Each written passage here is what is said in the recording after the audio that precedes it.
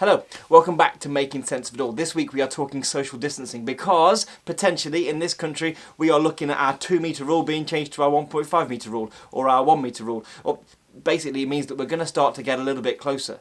And that's a great thing. That's an amazing thing to think that we're going to start to come back together. Schools, of course, have gone into little bubbles, in little teaching teams or in little classes.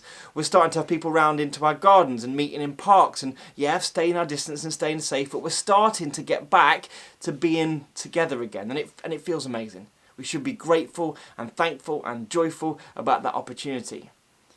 But we can't forget that social distancing existed in this country long before the pandemic. Let me tell you what I mean by that. There were people in our world who, for whatever reason, whether because they were elderly or lonely or sick or disabled, or they were asylum seekers, or they were the victim of judgment or harassment, there were people in our world who were already socially distant, who already felt like we felt for the last few weeks and months, felt cut off, felt detached, felt lonely, felt without human interaction. All of us have seen, just how important it is to have closeness with each other. And what we can't forget now is that there are still going to be people who need that. People who are still housebound, people who are still lonely, people who still don't feel welcome in this country and in our communities. So what do we do about that? Well, we do two things. The first is we enjoy and we find joy in being together again. Because in finding that joy, we realise the joy then that we can bring to others by being welcoming, by being open, by being thoughtful about them. We still go and visit the people who are housebound and wave them through the window and drop off their shopping. We still make that phone call to that elderly relative who isn't able to go out and meet people in the park. We still think about those who are distant and we find ways to bring them close. Because in doing so, we make ourselves one body of Christ. We've talked about that idea of the body a couple of times in these videos, the idea that we're all connected.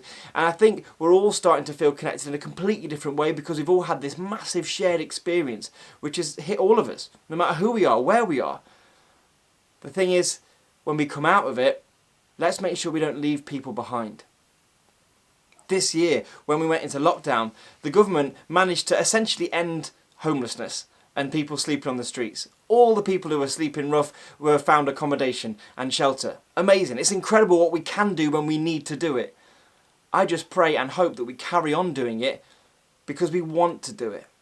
Because we now value and cherish togetherness and inclusion more than ever. Your job this week is to enjoy getting close to people, safely and responsibly of course, but also not to forget those people who are still far away and to do everything you can to bring them close. Remember, people are only going to feel the closeness of God and the love of Christ in their lives sometimes by what you do, by how you meet them, by how you treat them. Someone very wise once said to me that sometimes you will be the only Jesus people ever meet.